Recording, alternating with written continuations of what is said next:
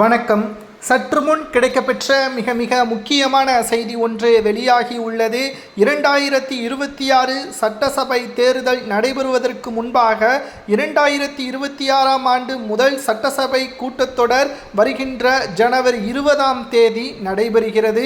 தமிழக சட்டப்பேரவை முதல் கூட்டம் என்ற காரணத்தினால் ஆளுநர் உரை நடத்தப்படும் என்ற தகவலும் கிடைக்கப்பெற்றுள்ளது.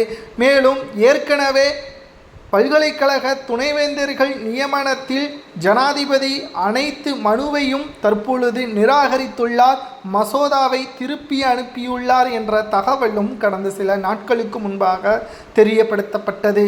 மேலும் சட்டசபையில் மீண்டும் அந்த மசோதா நிறைவேற்றப்படுமா, ஆளுநருக்கும் ஸ்டாலினுக்கும் சட்டசபை கூட்டத்தொடரில் மோதல் ஏற்படுமா? ஏற்கனவே கடந்த 3 முறை சட்டசபைக்கு வந்த ஆளுநர் RN ரவி அவர்கள் முழுமையாக அவரது உரையை முடிக்காமல் பாதியில் சென்றதும் பரபரப்பை ஏற்படுத்தியது. 2026ஆம் ஆண்டு நடைபெறக்கூடிய முதல் சட்டசபை கூட்டத்தொடரிலாவது ஆளுநர் முழுமையாக இடம்பெறுகிறாரா அல்லது ஸ்டாலின் ஆளுநரை சீண்டி பார்ப்பாரா என்பதையும் பொறுத்திருந்துதான் பார்க்க வேண்டும். ஏனென்றால் 2026 சட்டசபை தேர்தல் முதலாவது சட்டசபை தேர்தல் திமுக ஆட்சி அமைத்து இறுதியான சட்டசபை தேர்தலாகவும் பார்க்கப்படுகிறது.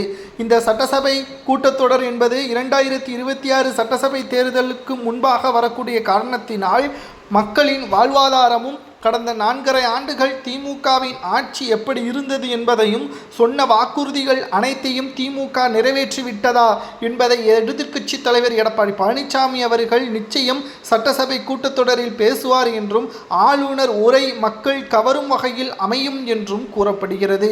புதிய நலத்திட்டங்கள் இடம்பெறும் என எதிர்பார்க்கப்படுகிறது. ஆனால் ஏற்கனவே ஜாக்டோ ஜியோ, காலவரையற்ற வேலை நிறுத்தம், பழைய ஓய்வூதிய திட்டம் மீண்டும் அமல்படுத்த கோரி அரசு ஊழியர்கள் மற்றும் ஆசிரியர்கள் கூட்டமைப்பான ஜாக்டோ ஜியோ அமைப்பு ஜனவரி 6ஆம் தேதி முதல் மாநிலங்கள் குழுவில் காலவரையற்ற உண்ணாவிரதம் என்ற தகவலும் சமூக வலைதளங்களில் வைரலாக பரவி வருகிறது.